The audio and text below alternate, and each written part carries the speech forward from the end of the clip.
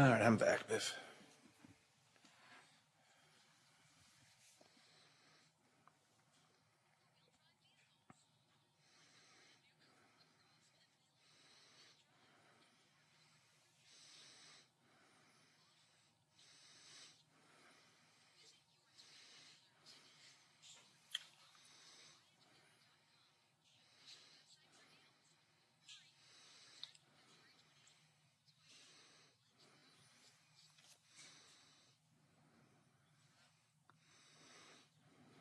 Get a little shaggy?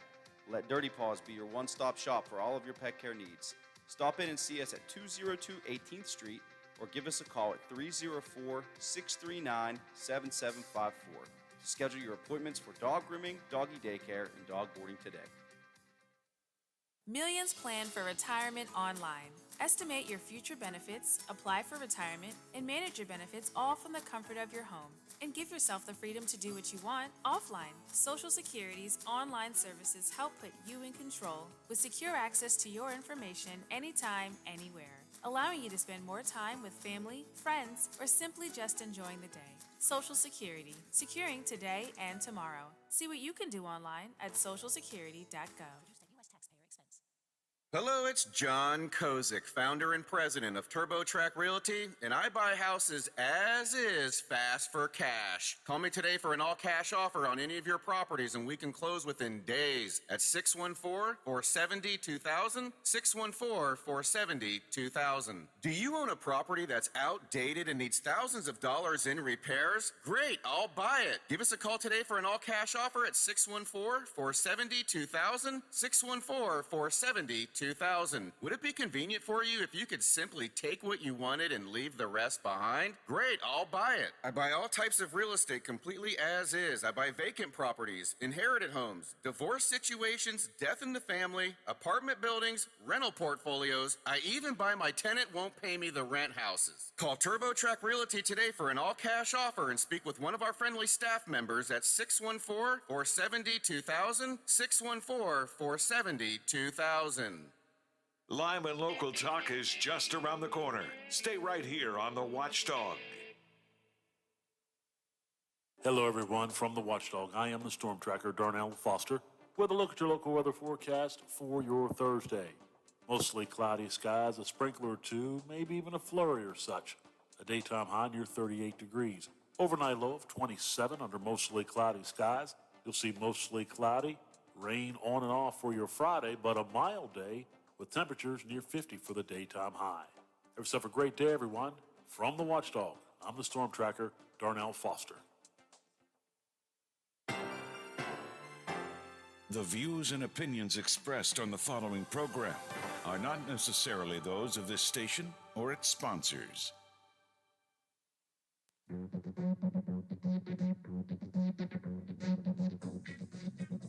Conversations you care about with people you know. This is the Watchdog Morning Show with Howard Monroe on WKKX and WVLY.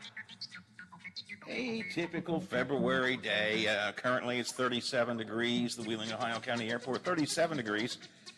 Here at my home studios in the Elm Grove section of Wheeling, 37 at the Robinson Auto Group Studios, downtown Wheeling in the heart of the Ohio Valley. We have a little breeze blowing around out there, so drop all of those by about 10 degrees for the feels-like temperature. Feels like 26, 27, 28, somewhere in that range. So it feels like a cool morning, because it is a cool morning. And we're not going to get a whole lot warmer. High today up to maybe around 39, 40 degrees. Could see a few flurries this morning, and it's going to be a breezy day, so be aware of all of that. But again, fairly typical February day, I guess. Coming up today on the Watchdog Morning Show, comments at that public hearing on West Virginia's anti-stereotype bill were overwhelmingly opposed to the bill. Vote no, vote no, vote no, they said. But the GOP leadership has been fast-tracking that bill. Will the comments from public hearings sway any minds? We'll talk about that. Various tax proposals and pay raise bills in the legislature could combine for a big financial hit as time goes by. Kelly Allen from the Center on Budget and Policy will run some of those numbers for us and kind of give us an early warning alert to what maybe the lawmakers aren't combining and thinking about. Senator Manchin says to a CNN reporter Hey, I'm not a Washington Democrat. I need to know what the Republicans in my state are thinking. I reach out to them for input. We'll talk about that. COVID cases are dropping, but deaths are increasing in West Virginia. We'll look at some of the most recent stats and also some of the latest guidance from the CDC on what we're supposed to be doing in COVID times. Baby Dog is back with a Super Bowl prediction. Plus, should the big game be moved to Saturdays instead of Sunday? We'll talk about that coming up in a minute or two. And if you just joined us this morning, we kicked the show off with a special surprise guest. It was our very own Bill DeFabio, host of the Bill DeFabio Variety Show, every afternoon at noon, many afternoons at noon. And Bill has been away for almost 2 months, had some serious medical problems, including, yes, COVID, but other things really gotten in the mix. And Bill had a really difficult time of things. But he has been reporting for us here in the morning show for the last week or so. He's back home. He was in the hospital. He was in a rehab center. He is back home. He's been reporting for us. And today, he comes back to the Bill DeFabio Variety Show. So right after the 12 o'clock news from WTRF TV, Bill will be here to talk about, what do you say? He's going to talk about the Major League Baseball lockout, going to talk about hockey, and of course going to talk about Super Bowl. Did I miss anything, Biff? Those are the things he was going to get into today, right? Yeah, and it'll be interesting when he talks to Greg Brown about the lockout because the deadline is quickly approaching for spring training, and there are certain deadlines that baseball, once you get past them and nothing's happened, then you start realizing, well, maybe we're not going to have a season. So I'm pretty sure we're getting close to the deadline for spring training. The lockout has been sort of back burner news simply because, well, we're in the NFL season, got Super Bowl coming up, and it has, we don't stop to think about the impact of it right now. I mean, it's wintertime, right? But you're right, Biff. Now we're going to start thinking about what's this going to mean to the upcoming season, and how's it all going to play out? No pun intended, play out. And should get some good insight to that with Greg Brown this afternoon on the Bill DeFabio Variety Show. And I want you all to be sure to text or call Bill and welcome him back. It's been a long, hard road for him to be away. Not just because he was ill, but because, I speak from experience, when you're used to being on the air every day, and talking to people, it's like, oh, man, I got to get back. So Bill is back this afternoon, and I do encourage you. Call him, text him, let him know that you are happy. The Bill DeFabio Variety Show is back. I don't know that he's going to be on every day for a while. I'm not sure about that. He's on today and tomorrow, heading into the Super Bowl, and then I think he's going to need to assess how much strength does he have yet, because he still was very, very ill. He'll probably talk about it. Oh, it's Bill. He'll talk about it ad nauseum, but he'll probably talk about it today on the Bill DeFabio Variety Show. All right, it's 8:15, quarter after the hour, right around this time every morning during the legislative session. We speed down to Charleston and get our morning Capitol report. So let's do that right now, right here on the Watchdog Morning Show. This is the Metro News Capitol Report, brought to you by AAR.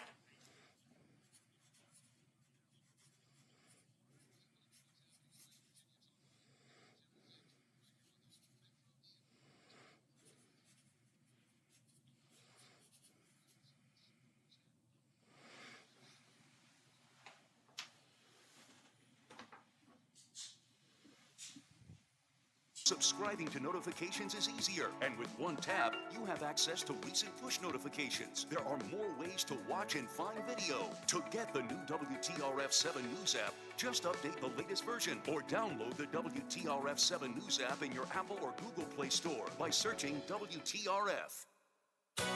Now is the time to explore Toyota's wide range of all-wheel and four-wheel drive vehicles. Like the brand new Corolla Cross with available all-wheel drive and more cargo room than ever. Or go off-road in a rugged new 4Runner. Visit your Toyota dealer today. Or go online to buyatoyota.com, the official website for deals. Hurry, offers end February 28th. Toyota, let's go places.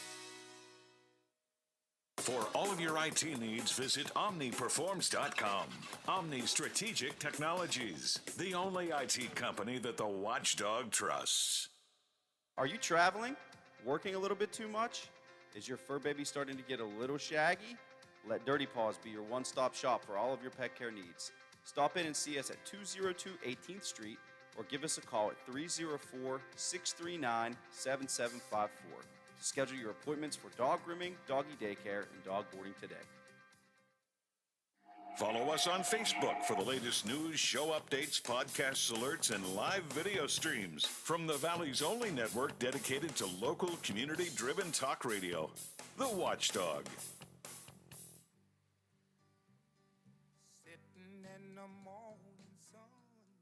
Here's the news you'll be talking about all day. Top of the morning on the Watchdog Morning Show with Howard Monroe. Watching the ships roll in, then I watch them roll away again. It's 8:20 in the morning here on the Watchdog Morning Show, 37 degrees on a Thursday. The bill that we've been talking about almost every day here from coming out of Charleston, what they, being GOP leadership, have entitled the anti-stereotype bill. Some are calling it a transparency bill. Others of us are saying it's really a stealth critical race theory bill, a way to try to crack down on what they believe, which is non-existent, but what they believe is the teaching of critical race theory. You remember when the bill was introduced last week in the Senate Education Committee, they had like maybe one witness speak, I think, no discussion among the members of the committee, and then they just said, that's enough, let's just vote. No discussion, no debate, no amendments, not even all the witnesses got a chance to speak. We talked to Dale Lee from the WVEA here on this show earlier in the week. Dale was at the podium. He had his little book ready there to go through his arguments as to what's wrong with the bill, his explanation of the concerns of teachers, and he was literally standing at the podium. They said, we don't need to hear you. And we're gonna go ahead and vote on it anyways. No discussion, no debate, no amendments, not even all the witnesses, just vote. So they're moving along quickly. They moved it through the Senate Judiciary Committee. It's in the House now. And yesterday they did have a public hearing, which is a good thing. At least there was a public hearing on it, inviting people who had input into this anti-stereotype bill, air quotes and all of that, a chance to speak. And I think the total number of people were 28. 25 of whom said, bad bill. 25 of whom spoke against the bill. The public hearing overwhelmingly against the Anti-Stereotyping Act. Now, some of them were folks with vested interests. Dale Lee did finally get to speak. Fred Albert, the head of the AFT, American Federation of Teachers in West Virginia, did get to speak. Mickey Blackwell is the executive director of the West Virginia Association of Elementary and Middle School Principals, and he called it a flawed bill based on a flawed philosophy. So a number of folks who had sort of vested interest in this did speak, but there were a number of just, quote, average citizens as well, folks without a title. Kathy Ferguson is from Dunbar, West Virginia. She spoke out saying, how can teachers effectively, actively, or even correctly teach U.S. history, civic engagement, let alone West Virginia history, without discussing the issues of race and gender? That's the heart of this issue. That's the question. How can teachers teach these things when this bill, HB 4011, puts any conversation about race or ethnicity or sex and so on, it puts it in the spotlight and creates an overview, an oversight of public pressure if they speak about it. So as Neil Lee talked about this week, we talked to Owens Brown about this earlier. How does a teacher teach how do you teach history when you're not supposed to talk about racism? I mean, slavery is a part of American history. How do you teach the Jim Crow laws a part of American history? The Civil Rights Movement a part of American history. How do you teach American history if you don't talk about that? Now, let's be clear. A couple of the folks who did speak up said that the bill doesn't actually suppress discussion. Barry Holstein, a Kanawha County resident, said the bill would not directly suppress discussion, but gives parents and community members a tool to gauge what's being taught in the classroom. This bill does not prevent the teaching of history or slavery or the Holocaust. However, teachers have already been singled out simply for teaching an idea that's different than what the GOP leadership who put this bill together want. We have seen the teacher here in Ohio County at Wheeling Park High School who was simply as part of a 12th grade, senior high school, high-level senior class, discussion about a variety of issues, brings forward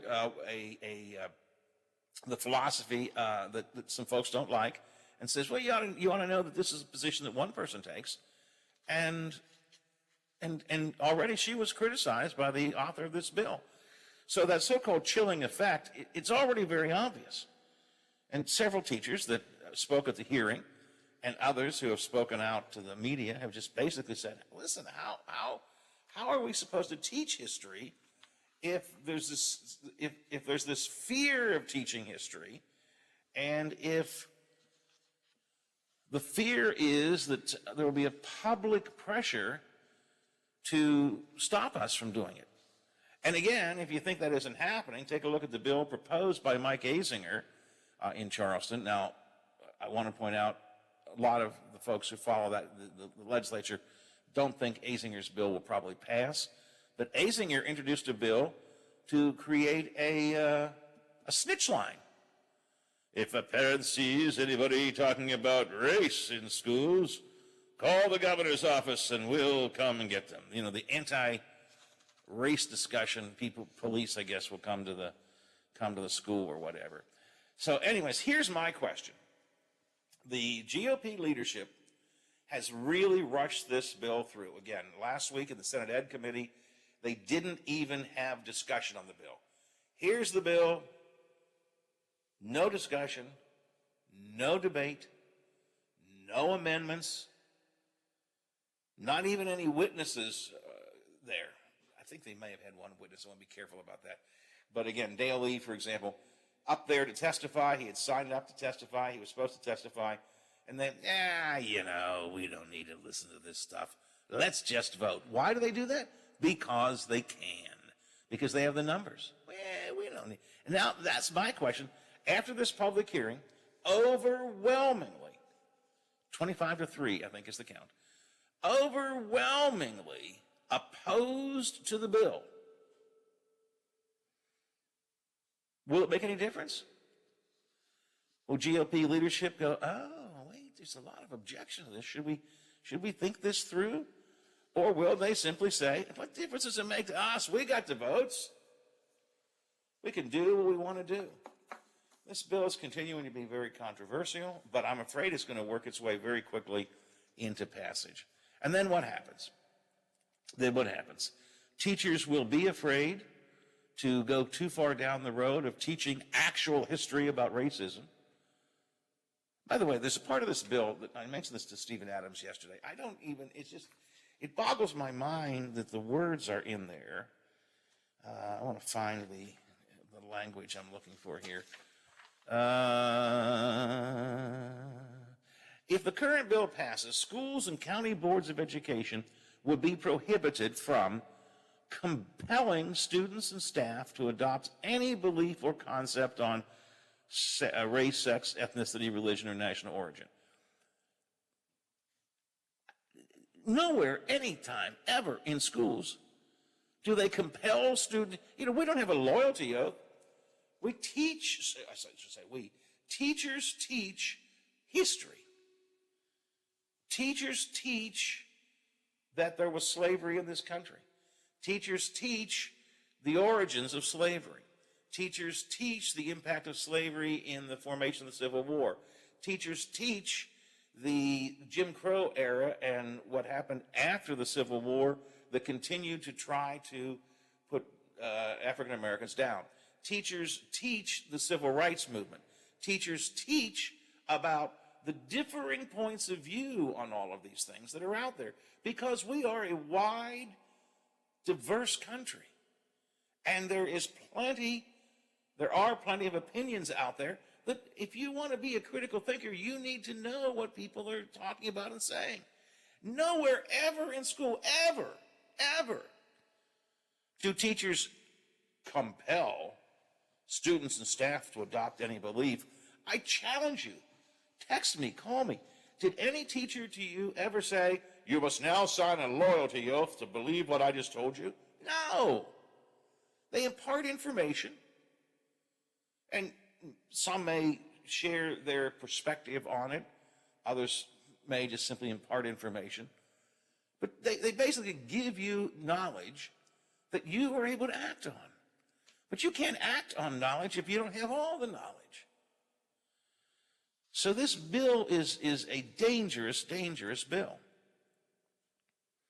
Teachers will be afraid to teach for fear they'll get in trouble, especially if there's a snitch line out there. And what will happen in this day and age, you know it will happen. What will happen is, just like this teacher at Wheeling Park High School got called out in the state capitol for having dared to teach who was she teaching? Kendra Ibrahim? Anyways, she dared to teach a different philosophy than is the standard one, so kids would know about it. And what's going to happen? As this stuff gets bigger and bigger, there will be more calls to school boards, complaints to parents, complaints to principals, and so on. And what happens next? Pretty soon we'll have school board meetings with people pounding the table and yelling and swearing, just like they did over masks, and it becomes a complete, you know what. Who would have thought trying to teach Shakespeare's Othello would get you mentioned in the legislature? And not a good one. I mean, you would think maybe they would say, this is a wonderful teacher teaching Othello. No.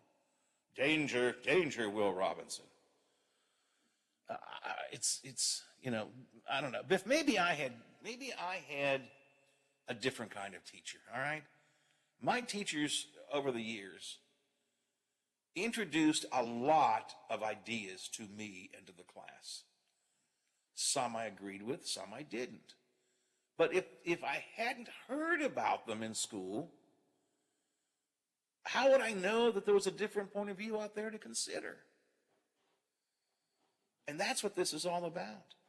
And I saw some stats yesterday, Biff. This is scary. This is already happening. This is scary. Survey was done recently on the issue of, what kids today know about some history things. 65% of West Virginians under the age of 40, God help us, under the age of 40, 65% of West Virginians under the age of 40 do not know that 6 million Jewish people died in the Holocaust. They don't know about the Holocaust? I've quoted this often. I often attribute it I first heard it from Dale Poe, one of my history teachers a long time ago at Philadelphia High School.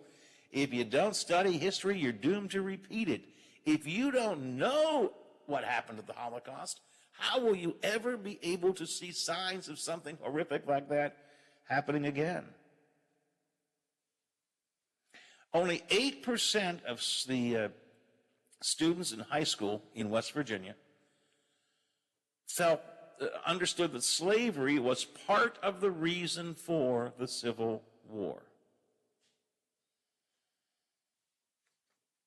68% said they didn't know that it took a constitutional amendment to end slavery. If we don't study history, we're doomed to repeat it. We're already in bad shape here.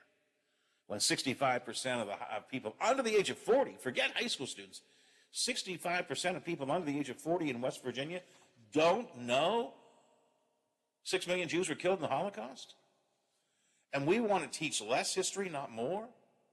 We want to teach sanitized history, not full history? It's crazy.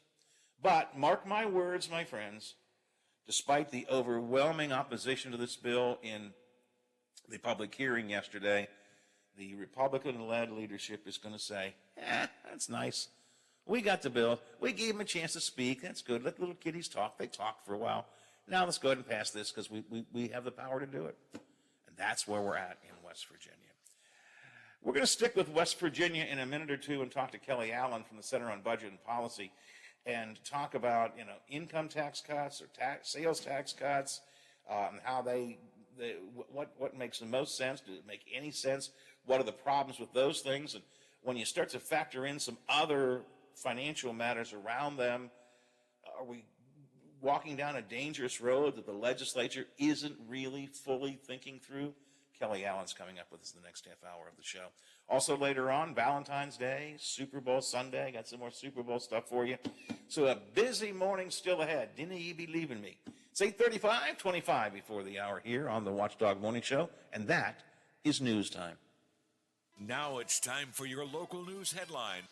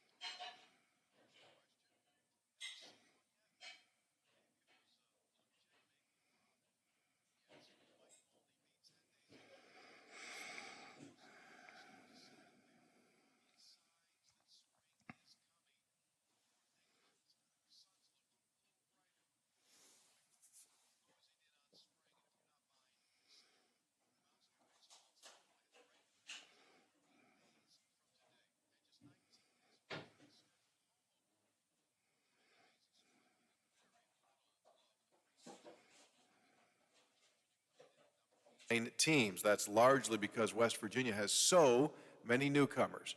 The preseason poll is just that, a preseason guess. West Virginia's finished better than its preseason selection in 5 of the 8 seasons they've been in the Big 12. The regular big boys are again expected to contend for the title. Texas receiving all but one of the first place votes and is the clear choice to win the title. Oklahoma State picked second, Texas Tech third, TCU at number 4. And when it comes to individual players, West Virginia is one of 4 schools with multiple players on the all Big 12 preseason team. Senior outfielder Austin Davis, junior right-hander Jacob Waters singled out by the league's coaches. Basketball now. The Mountaineers leave tomorrow for Stillwater, Oklahoma. They'll shoot for a season sweep over the Cowboys Saturday. The Mountaineers rolled over OSU 70-60 at the Coliseum last month. Free throw shooting was huge in that game. West Virginia almost perfect, 21 of 22 at the line. That is today's Mountaineer Report. It's brought to us by Kroger, the official grocer of WVU Athletics. I'm Tony Caridi on the Mountaineer Sports Network from Learfield. I'm Andrew Saul, Commissioner of Social Security. Beware of telephone scammers pretending to be government. Okie dokie, thank you. Demanding money are not from us. If you receive a call like this, hang up, do not provide them with any form of payment or information. Report the call at oig.ssa.gov. Being young protects us kids from a lot of things. Like paying bills. And boring meetings. Blech. But there's one big thing being young doesn't protect us from. That's COVID. Since August, COVID has made an average of 100,000 kids a week sick. But now, kids 5 to 11 can get a vaccine tailored to give us the best protection. For me. For us. For kids. We can do this. Find a vaccine near you at vaccines.gov. Paid for by the U.S. Department of Health and Human Services. Keep up with the ever-changing world of sports all night long. Sports Map Radio is on the Watchdog, FM 98.1, AM 1600. Miss a part of the show? Want to hear a segment again? Check out our podcast page at watchdognetwork.com. The Watchdog Morning Show with Howard Monroe continues. You know, we're about halfway through the 60-day legislative session. I think maybe exactly halfway through today. Early on, I had said, boy, things were kind of quiet. It felt weird. It didn't seem like things were moving much. The economic development stuff had been dealt with before the session in that special session where the tax breaks were given to Nucor and other folks. And then big splash early on was the abortion bill that was talked about. But it just sort of seemed like things were meandering along. I've said that numerous times. And then suddenly, last week or so, boy, they really began to kick into gear. And a lot of what's going on, in addition to the anti-stereotype bill that we've been talking about almost every day, in addition to that, a lot of financial action is happening.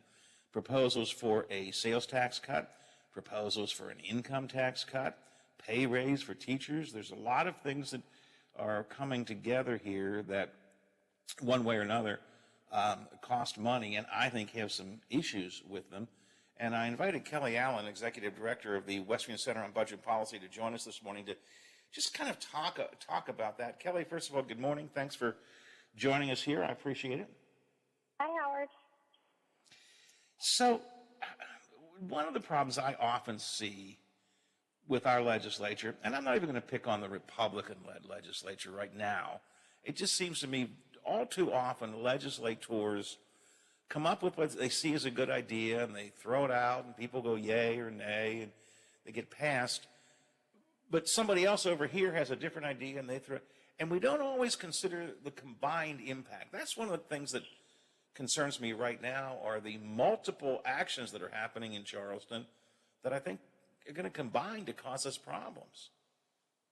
I totally agree. I mean, we see all these proposals, whether they're tax cuts or new expenditures, that seem to be happening in a vacuum without consideration of the cumulative effect that they would have on our state's ability to provide basic public services. And then there's other things floating around that don't even necessarily have anything to do with the legislative session. We've got a measure on the ballot in November that could give the legislature, a future legislature, the opportunity to exempt a bunch of businesses from property taxes, and that would have another huge impact on the budget. So we've got proposals to cut the property tax, to cut the severance tax, to cut the income tax, to cut the sales tax, and all of those things together are our entire budget, basically. And as you point out, and some of it's a good, I think it's a good idea to talk about pay raises. I think those are well deserved and well needed, but that costs money too. So you lose revenue. Whatever tax cut they come up with means a loss of revenue. Then you expend revenue with the pay raise bill, and you begin to realize that there's a huge cumulative effect of this. And like I said, I don't know that anybody is, or that few people are really putting it all together. I don't know if you have, or Sean has, or anybody at the Center on Budget and Policy, but I mean, what's the cumulative effect of all this? Do we have any sense of that? Well, I started thinking about yesterday just a few things that seem to be moving and their effect on next year's fiscal budget. So we've got this proposal for teacher pay raises, which I think will cost about $80 million. Medicaid is actually going to be in a shortfall next year of $171 million. And then we're talking about this tax cut, this income tax cut in the very first year, that would cost $265 million. That's just three of the many proposals that we named a minute ago. And altogether, that's over $500 million that legislators next year are going to have to either raise other taxes or cut services to offset. And everybody's calling dibs on this surplus, right? We have this, $500+ million surplus in the budget this year. But first of all, that surplus is due to extraordinary circumstances in terms of federal aid that will not be coming to us anymore, in terms of conservative budget or revenue estimates that the governor gave. Like, this is a really one-time, once-in-a-lifetime situation, but we're using it to justify all of these proposals that would have year after year after year costs. And as soon as next year, legislators are going to have to figure out how to pay for these permanent either cost increases or tax cuts that they're considering.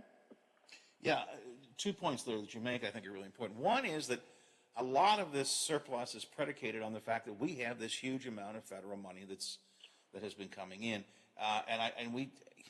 and first place, there's some questions about what all that can be used for, which is a different issue.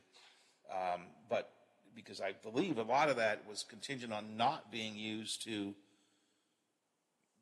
backfill against tax cuts. I believe that was part of the stipulation of some of that money. So that creates a problem in itself. And the other point that you make is the governor has sort of artificially created this surplus. I don't mean he drew it out of nowhere, but purposely keeping the prediction of revenue down so that when revenue comes in more, it looks like a bigger surplus. And I don't know that these numbers are all numbers that we can count on as time goes by. Right. And some of that is due to, us all having no idea what would happen during the pandemic. I think the Secretary of Revenue, Secretary Hardy, said, we used really conservative revenue estimates during the pandemic. So as you're saying, that's creating this appearance that we have hundreds of millions of dollars in surplus. But really, we were, lowballing those estimates to be safe. And we can see the effect that that's having. That results in agencies, not being able to request that money.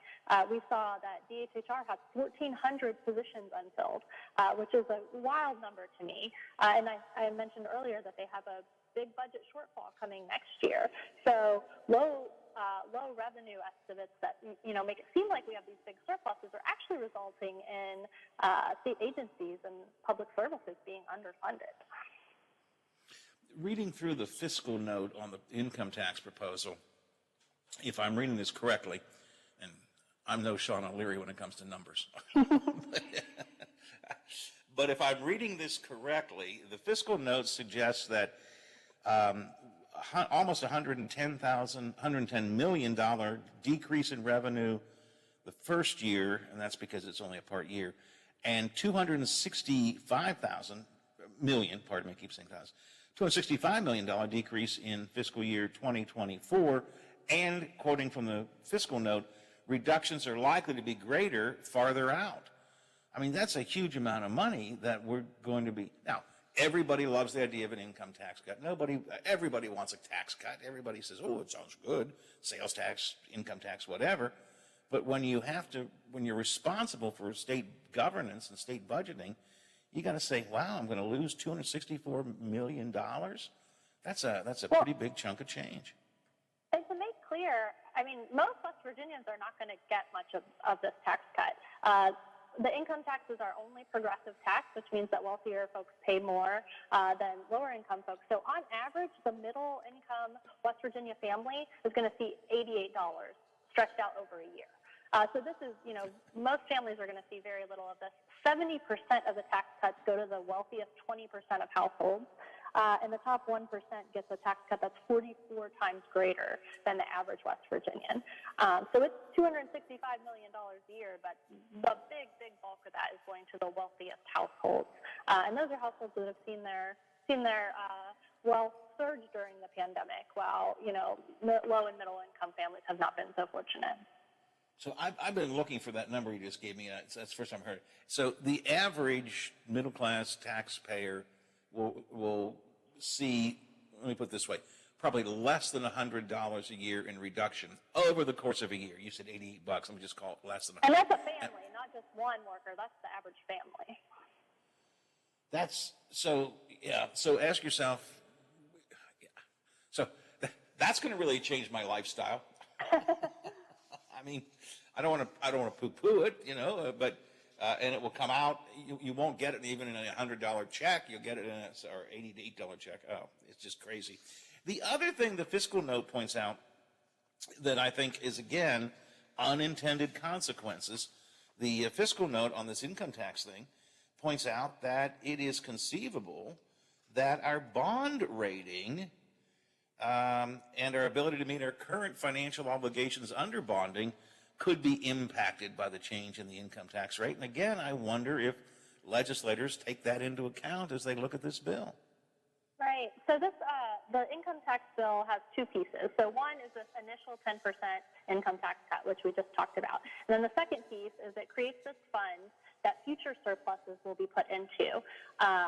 It's the fund that legislators can only draw from to cut income taxes. So in the future, if there's a few $100 million in there and we have this really urgent need, we cannot use that money for any urgent needs. We can only use it to cut income taxes. And the way they're creating that fund is, instead of sending 50% of the surplus to the rainy day fund, as we do now, they would be sending it into this income tax fund. And as you said, bond agencies look at how regularly we're putting money into the rainy day fund in terms of our bond rating, which impacts our ability to borrow and a whole lot of things in the state. And I want to lightly correct you. It's not what I said. It's what the fiscal note from the Department of Revenue says. Apologies. Well, I mean, it's not like I'm not drawing conclusions here. I'm reading directly from the fiscal note, which the Department of Revenue created on this bill, that says our bond rating could be impacted and our ability to meet current and future financial obligations could be impacted. So, it's coming from the Department of Revenue that says that. Now, let's talk about realistically. There is a sales tax cut proposal that's been floated around.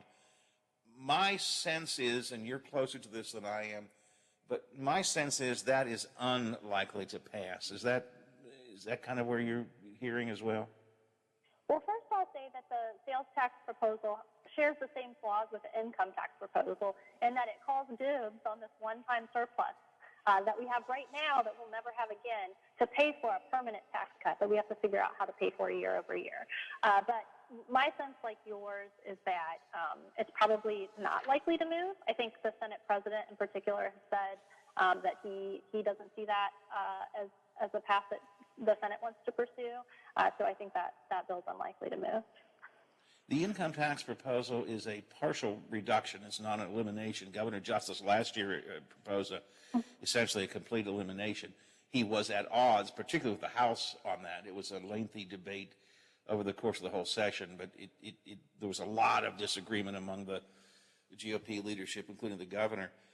It sounds to me like there might still be some I don't know what word I want to use. We'll say hard feelings, but at any rate, the governor, when asked his feelings on this income tax proposal, which is partial, not complete, like he suggested, the governor said, "No one's talked to me about it." So that's moving without apparently the governor's input or necessarily his approval. Well, I would disagree with one thing that you said, which is that this legislation would not eliminate the income tax. And while you're right, it wouldn't eliminate the income tax on its own, it does set into course essentially elimination of the income tax because it creates this fund in which money will be put presumably every year that can only be used to cut income taxes. Legislators in the future are going to feel pressure to spend that money, and eventually I think the income tax will be eliminated. But, Speaker Hanshaw and Governor Justice have both said, they don't want to run afoul of federal regulations that could put American Rescue Plan Act funds at risk because that legislation says that, surpluses generated by federal dollars cannot be used to cut taxes, which is what we're trying to do here. And I still wonder if there's still some hard feelings with, baby dogs coming into the House chamber during the State of the State. Well, all you had to do was look at Speaker Hanshaw behind the governor when Baby Dog came in to know that he was not a happy camper with that whole concept. And I'm not going to ask you to comment on this. I was talking to the audience earlier, though. I saw yesterday the governor had Baby Dog come out and make a prediction on the Super Bowl. And I don't know, that man has a really happy smile on his face whenever that dog comes out. I missed it. I understood how Baby Dog predicted the team that would win, but how did she predict the score? I don't know. I just think the governor is a little bit too happy to see that dog all the time. That's just my opinion. Kelly, before I let you go, in general, what do you think of this session? You probably heard me say at the beginning, when the session started, I thought it got off kind of awkwardly. It didn't, of course, there was no State of the State speech to be the kickoff event. Some of the stuff was dealt with before the session began with those tax breaks. It just felt like a weird session for a couple of weeks. But boy, they've really begun to pick up steam now. How do you assess these sessions so far in general? Well, I think things are definitely starting to move now. But I think the theme, I guess, that I'm seeing of the session is, the wrong solutions to the problems that we face. We're seeing, big attacks on unemployment benefits for workers. We're seeing these tax cut proposals that would overwhelmingly benefit the wealthy. And it all seems to be, how can we get folks back to work? We've got to give, job creators tax cuts, and we've got to make unemployment benefits less generous. But we're really dancing around the issues that are the barriers that folks in our state face to being able to balance work and family. We see, need for childcare, need for transportation, need for job training. These are things that will both grow our economy and help ensure that folks can get to work. And it seems like, we're just really pursuing the wrong solutions to that issue. Yeah, and even Workforce West Virginia, in testimony this year before one of the committees, said the real impediments to getting people back to work are child care, transportation, basically the family-related issues that keep people from being able to get back to work. And yet it seems to me, and I think I assess this pretty correctly, it seems to me that the premise behind the cut in the unemployment benefits is that West Virginians are just lazy people. I don't see any other way to look at the motivation there. I mean, it feels like the stick approach instead of the carrot, right? Like we have to make life so hard for people that they'll be forced to take any available job instead of thinking about the, like we said, the barriers like childcare and transportation and job readiness. And, the fact that the economy does better when people are in jobs that they're good fits for instead of being forced to, take the first job that they find. Someone said yesterday, and I heard the clip, and I can't remember who it was, but made the point about the former workers at Milan in Morgantown. It's taken them months and months and months to find jobs that meet their skills. And there's some, I guess part of this idea behind cutting unemployment is, well, forget about meeting your skills. If Walmart's got a job for you, go get it. Well, that doesn't contribute to the overall growth of our economy and our society. Right. And we hear the governor say it all the time. We're at record low numbers of people on unemployment right now, but we still have record high job openings. Even if everybody on unemployment went and got a job at Walmart or a fast food place tomorrow, we'd still have record high job openings. And that's because folks have left the workforce altogether. And many of them are women because they're dealing with child care issues and pandemic-related health things, and all these things that we need to address in order to get folks back to the point where they can work and take care of their families at the same time. Kelly, appreciate your time this morning. I'm up against the clock, but I appreciate you spending some time with us. I always like to get your perspective on this, and we'll probably talk again as the session goes on. Thanks for being here today. Sounds good. Thanks. 9 o'clock, Watchdog Morning Show. ABC covers the world, Valentine's Day, Super Bowl, and more coming up in the next half hour. The Watchdog is FM 98.1, AM 1600 WKKX Wheeling, FM 97.7, AM 1370 WVLY Moundsville. Last year, ABC's Aaron Katursky takes a look.